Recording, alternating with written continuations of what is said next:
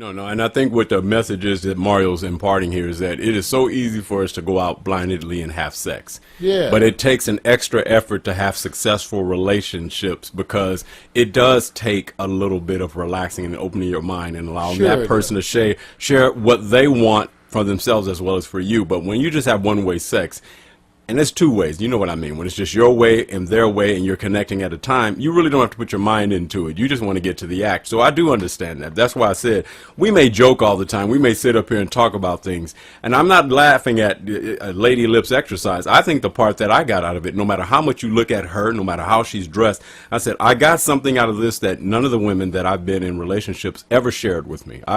It's not one of those things, unless you get the experience where they feel comfortable. Most of the time you're passing through. There's this quiet discomfort of sharing verbally and expressing something because you can be identified in a way that's not popular. And so many times, unless you're dealing with somebody who says, I'm very open about my sexuality and what I want and what pleases me and more importantly my partner, then everything else becomes a condition where judgment and internalization takes place, and then you probably run into roadblocks. So, Well, yeah, because even if you're sure and confident about what you want, there are ways that work better at presenting that to other people.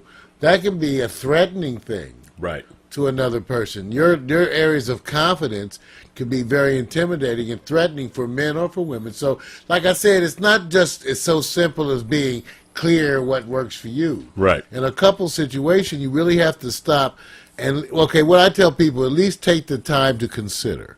That's always the start. Right. Okay.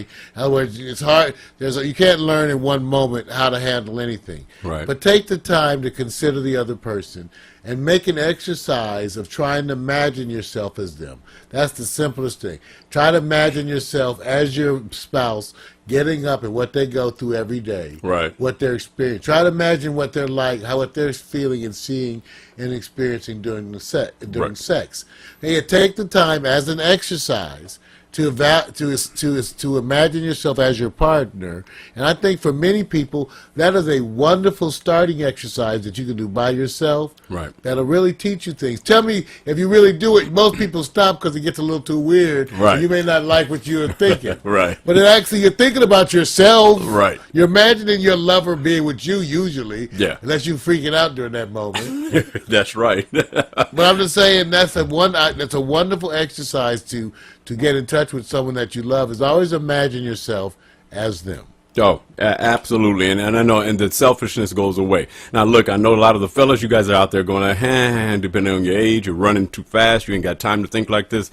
The time will come when it will get more important, and we're not trying to pull you in and say get into this big, deep mind meld thought process we're saying. We're saying that most of our shows here is to go into metaphorically painting how sex can be interpreted by others, and for fun, we languish a lot of words about it. But at the same time, we still come down to earth and say, if you're not open to share yourself like this, see, for me, this is an expression that I get to enjoy. Why? Because if I can't do this here, it's all the more easier for me to do it with a lady, a woman, because I'm straight after the woman. That's just the way it is. So, man, I enjoyed the show. I wish we can cover more. I was going to go into a third one, but we're on a time limit, man. So if you have something to say, I just want to say, Vic, it's amazing, again, the kind of videos that independent people are putting out there, like that Pocket Rocket piece, without being complicated or anything else. Right.